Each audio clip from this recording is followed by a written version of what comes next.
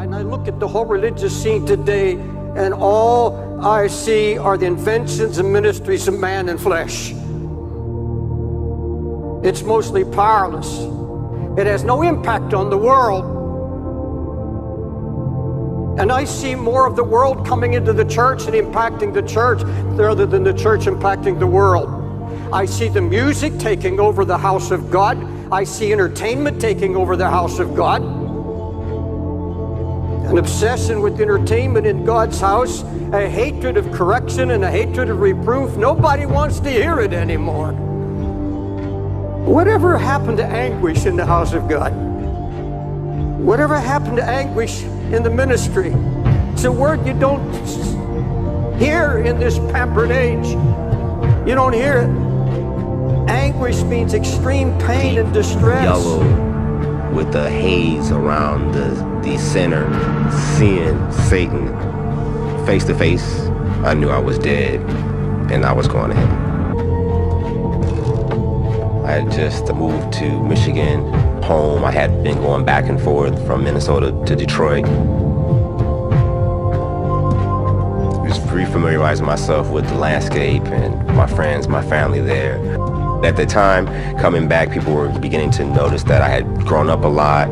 My beliefs had changed, but I was still the same core, hardworking person. I was still dating, but my primary interest was still my baby's mom, who still lived in Minnesota. We had a child together, Isaiah, my youngest son.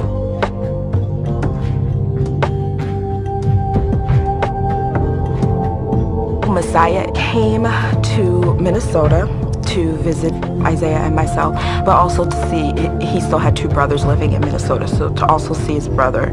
And his mom was coming this trip.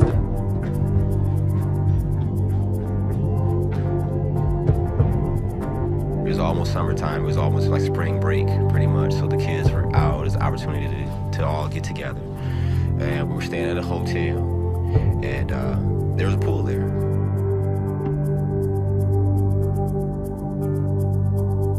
Samika dropped me off and was telling me, don't go swimming. You know how to swim. And I was assuring her that I wasn't going to go swimming, but I would take the kids down so that they could swim in the shallow end of the pool. I just knew my limits. I understood that it's like I can't fly, I can't swim.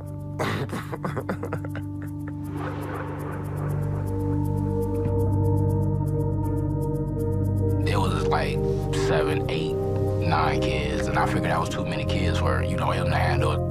So I told him, hold on real quick, I'm gonna run upstairs, I'm gonna grab some shorts, and come back down to help you with the kids.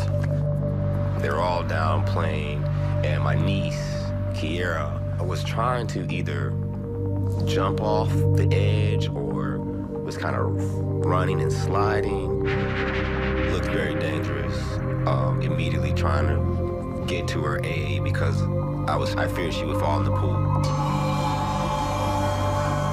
But she slipped somehow and just caught herself onto the ladder. And I remember trying to get to her. She seemed like she was going to be okay, but that was the last thing that I really remember.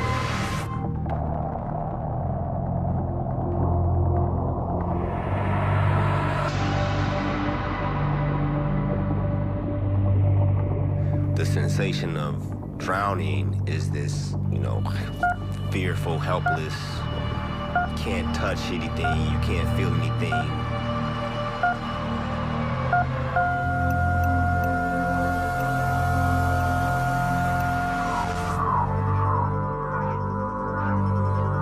The first thing I remember was these huge bubbles. It's like it being in a water cooler. I mean, bigger than my face type bubbles. And it wasn't just like one or two, it's like bubble after bubble after bubble appearing and then floating away from me. And after that, I would kind of black out, if you will.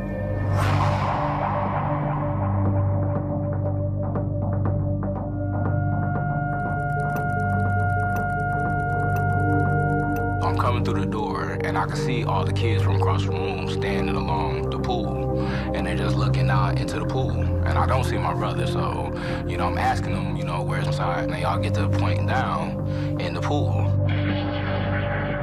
I'm walking up to the pool. I look down the pool and I seen him at the bottom. He was looking up at me. At first, he was looking up, you know, and I'm thinking, well, why is he holding his breath? Is he playing? Is he dying? What is he doing? He was still looking up at me. So then I got to getting serious, you know, thinking something was really, really wrong. We grabbed the pole and we couldn't get him, so I just get to screaming, help, help, because somebody help. There was a man walking down the stairs, and I guess he heard me hollering for help. You know, he took off his shoes, took off his jacket, and he jumped in, and he pulled himself out. His eyes, they had shut closed, and he was just, you know, just limp. No reaction, just nothing.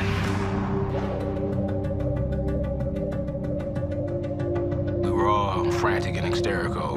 My auntie was like, well, just keep on saying his name, keep on saying his name. So we just kept on saying his name, you know, Messiah, Messiah.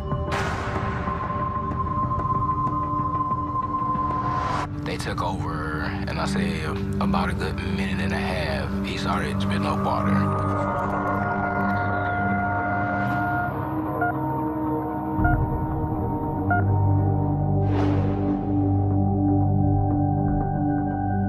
You know, they said they had a small pulse, you know, barely a pulse, but it was there. So, you know, they were rushing him to the hospital.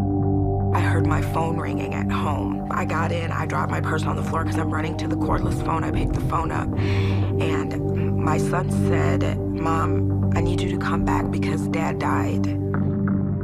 I dropped the phone, ran to the door, grabbed my purse, and I got in the car. As I got to the stoplight where you turn left to go to the parking lot of the hotel, I saw an ambulance whizzing by. I went into the parking lot and Messiah's brother was crying. These men don't cry. These three brothers, they don't cry. They're not emotional. So him crying, it scared me.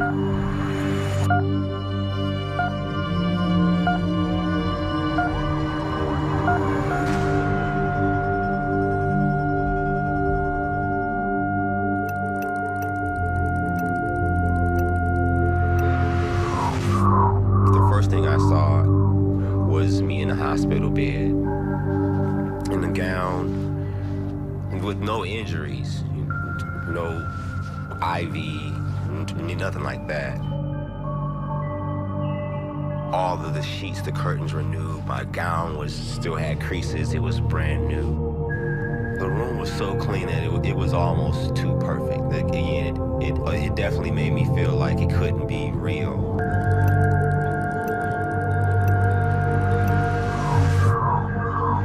There's a nurse who just keeps her back to me the whole entire time, doing things, messing with the drapes. I try to reach out to her, and she kind of turns, and she looks over her shoulder at me, and she's like, oh, you'll be fine. And I look at her, and she looks just like Samika, but she's like a more fair-skinned and lighter-skinned lady, but looks just like her in the face. So I actually thought it was her. Having seen the bubbles and feeling like I was, in water or drowning, I felt better because now I was in a situation where it seemed like I was okay, I wasn't hurt, and there was a nurse that looked just like my girlfriend. We exchanged a glance with each other, and the smile, which was very comforting. It's almost like a pulling up to a blackout again. It's like just complete darkness. Next thing I began to hear voices in this darkness, just whispered at first. They're just saying stuff like, it's okay, you're gonna be all right, don't be afraid. It hits me at this point that I'm not dreaming. It was apparent that I was dead.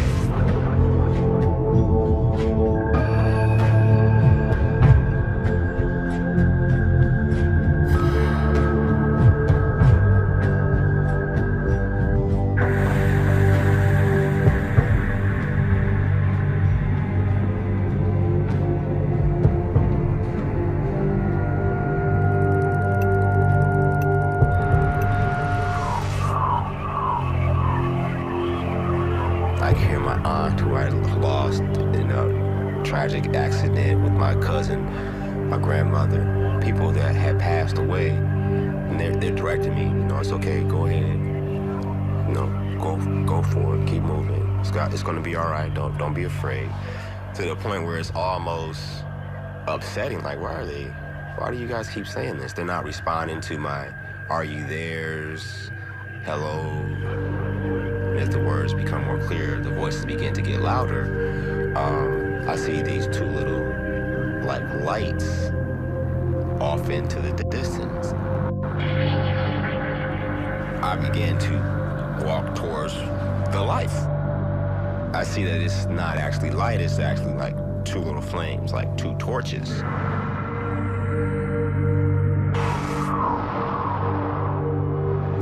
So as I'm getting closer, I begin to see there's like gold coins, goblets, all types of gold items.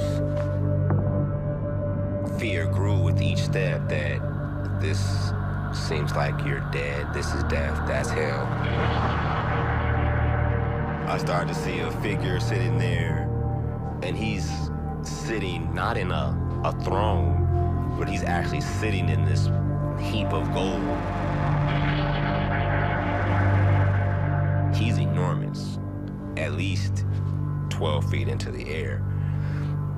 Just sitting there with a menacing look on his face, almost like a bull's head, but with a human face. So it was really big, deep, like blood red. You know how blood is like almost black, but red. He's really intimidating. He's sitting there, horns that come out and curve. I was terrified. Seeing Satan face to face, I knew I was dead and I was going to hell.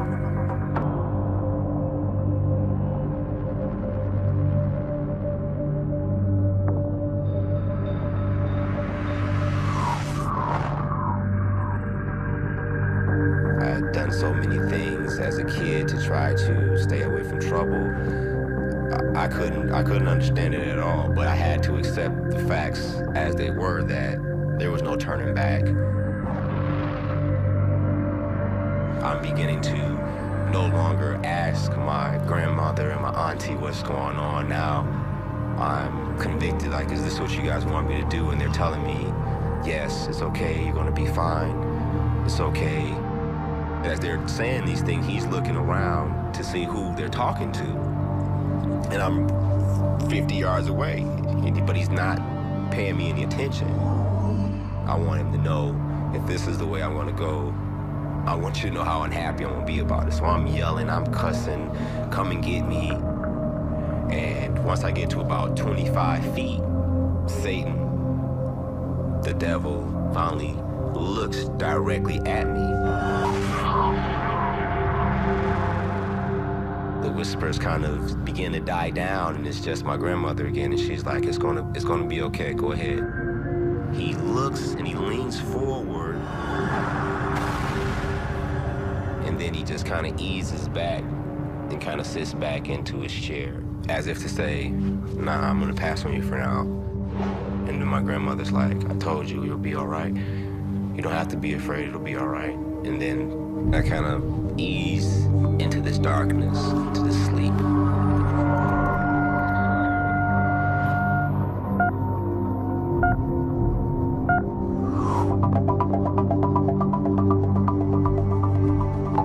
And as the voices are fading in, it's my mom. I start to kind of come to and kind of open my eyes a little bit, and it's a really blurry light. The day that I woke up, they were going to unplug me from the life support systems. If I hadn't woke up, I would have been a vegetable. They would have had to let me go. My right lung rather completely collapsed. For that week, this side of my body was not functioning without the help of a machine. I look at the scars from my arm and the scar from the catheter in my head. They're all reminders every day that medically it's a miracle, a medical miracle.